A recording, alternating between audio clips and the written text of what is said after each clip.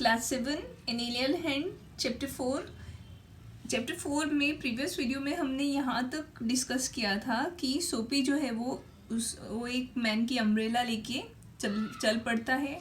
Man उसके पीछे पीछे चल रहा होता है, पर मैन क्या करता है, the man walk more slowly, वो बहुत धीरे चल रहा होता है। और फिर सोपी भी वही करता है, सोपी भी बहुत धीरे चलता है। बट फिर क्या होता है कि he had a feeling that he was going to fail again. फिर सोपी को ये फीलिंग आ रही है कि उसका प्लान फिर से फेल होने वाला है। The cop looked at the two men. Cop दोनों की तरफ देख रहा होता है। फिर I said the umbrella man. That is, you know how these things happened.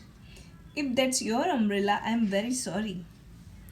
फिर जो मैन होता है वो उसको कहता है सोपी को कि क्या तुम्हें पता है कि क्या हुआ था, ये अम्ब्रेला मेरे पास कैसे आई। I am sorry, I found it this morning in a restaurant, मुझे वो एक रेस्टोरेंट से मिली थी। If you say it's yours I hope you will.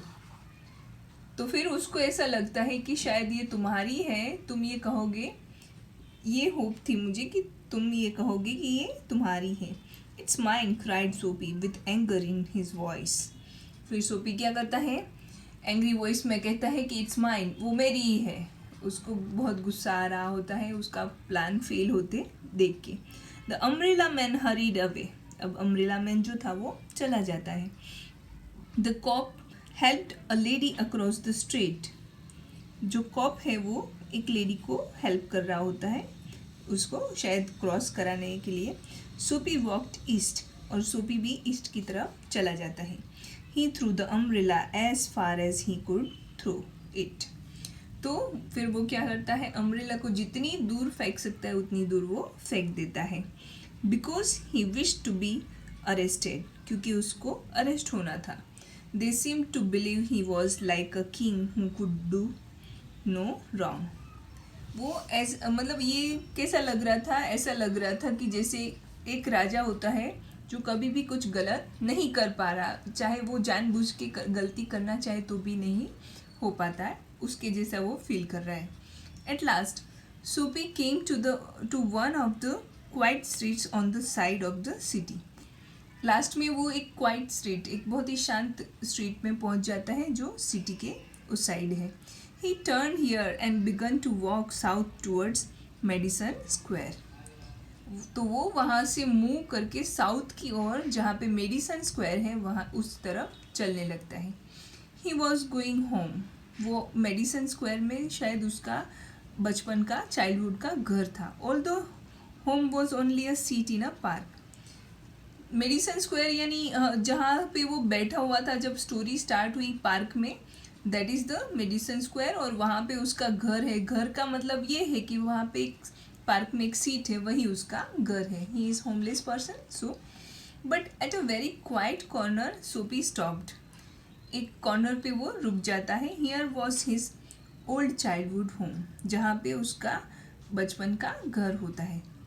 Through one window he could see a soft light shining, एक window में से वो क्या देख सकता है, लाइट आ रही है, थोड़ा शाइनिंग लाइट आ रही। That had been his living room, वो उसका लिविंग रूम था। Where he had spent many happy peaceful moments, जहाँ पे उसने अपनी लाइफ के अच्छे हैप्पी और पीसफुल मोमेंट्स पास किए हैं।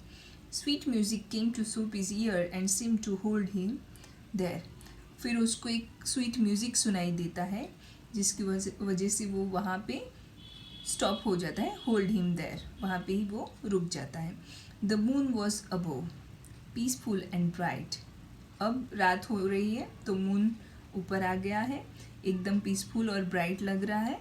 There were few people passing, बहुत कम लोग वहाँ से पास हो रहे थे। He could hear birds high above him, वो बर्ड्स को सुन रहा था उसके आसपास। And the music that came from the room held Soapy there, और जो म्यूज़िक उसको सुनाई दे रहा था रूम में से, उसी की वजह से वो वहाँ पे रुक गया था। For he had known it well long ago, जो म्यूज़िक उसने बहुत टाइम पहले सुना हुआ था। In those days his life contained such things as mothers and flowers and high hopes and friends and clean thoughts and clean clothes. In those days उन दिनों में क्या था उसकी लाइफ में? उसकी लाइफ में हिज लाइफ कंटेन्ड, उसकी लाइफ में ऐसी चीज़ें थी जैसे कि मदर्स मतलब मदर तो एक ही होती है, मदर, फ्लावर्स, बहुत सारी अच्छी होप्स, बहुत सारे फ्रेंड्स, बहुत ही अच्छे थॉट्स और क्लीन क्लोथ्स, ये सारी चीज़ें जब उसकी लाइफ में थी वो दिन उसको याद आ गए. There was a sudden and wonderful change in his soul. और ये सारी चीज़ें जैसे ही उसको याद आती हैं तो फिर उसके सोल में, उसकी आत्मा, उसके जो मन में एक मतलब वंडरफुल चेंज आता है suddenly. He so with sick fear how he had fallen. और वो उस सिक फियर जो उसके दिमाग में होता है कि वो गलत काम करके प्रिजन में चला जाएगा और रेस्ट उसका पूरा विंटर कट जाएगा, उस सिक फियर के साथ उसको ये वहाँ से वो बाहर निकलता है. He saw his worthless days, his wrong desires. और उसको दिखाई देता है कि उसके जो वर्थलेस, जिसका कोई आउटपुट नहीं है, ऐसे डेज, उसकी रॉन्ग डिज़ायर, उसकी जो इच्छा थी, गलत इच्छा, हिज डेड होप्स, उसकी जो डेड होप्स बोल सकते हैं कि वो ऐसा हो जाए तो अच्छा, ऐसी उसकी जो उम्मीदें थी, गलत उम्मीदें. The lost power of his mind, उसके माइंड का सारा पावर जो खो चुका है वो, ये सारी चीज़ें उसको रियलाइज़ होती है. And also in a moment his heart answer this change in his soul. और एक ही मोमेंट में उसका हार्ट जो है वो सारे आंसर्स उसको देता है और कहता है he would fight to change his life. उसको अपनी लाइफ चेंज करनी चाहिए और उसके लिए उसको फाइट करना चाहिए. He would pull himself up out of the mud. ये सारी कीचड़ जो उसके दिमाग में है, काम नहीं करना है और आराम से प्रिजन में विंटर पास कर लेना है, कोई एमलेस उसकी लाइफ है, वो उस कीचड़ से उसको बाहर आना चाहिए. He would make a man of himself again. और उसको एक अच्छा इंसान बनना चाहिए, अपने आप को एक अच्छा इंसान बनाना चाहिए. ये फीलिंग उसको सडनली आती है.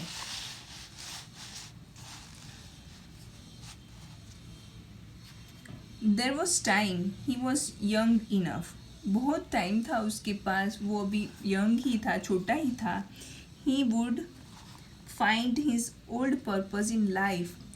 उसको अपना जो पहले का, अपनी लाइफ का जो उसका ओल्ड पर्पज़ था वो याद आता है. And follow it. और उसको फॉलो करना चाहिए, ऐसा वो सोचता है. That sweet music had change him. तो वो कौन सा स्वीट म्यूज़िक था जो उस रूम से आ रहा था, उसने उसको चेंज कर दिया. Tomorrow he would find work. फिर वो सोचने लगा कि कल वो काम ढूंढेगा. A man had once offered him a job, he would find that man tomorrow. तो कल ही वो उस मैन के पास जाएगा जिसने उसको वर्क ऑफर किया था और फिर वो उससे काम ले लेगा. He would be somebody in the world. He would, तो ऐसा कोई तो होगा. सोपी felt a hand on his arm. तो अब सोपी को ऐसा मतलब फील हो रहा था कि किसी ने उसका हाथ पकड़ा है या सपोर्ट किया है उसको.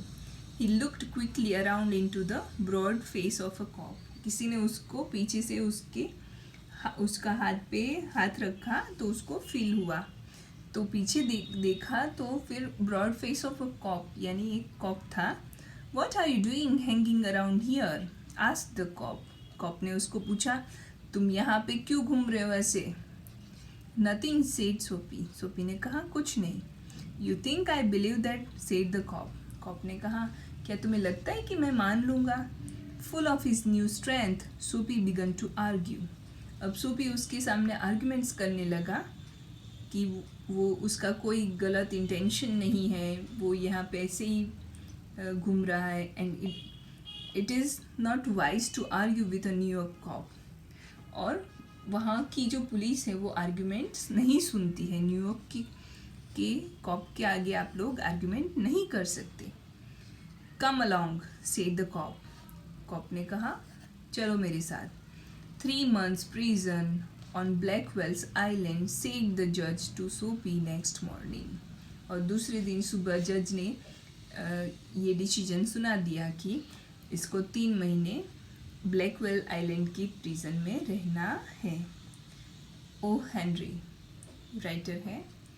तो इस तरह से सोपी जिस चीज़ के पीछे भाग रहा था फिर उससे छूट गया, तो वापस उसको वहाँ पे उसकी डेस्टिनी वहाँ पे ले जाती है। ओके।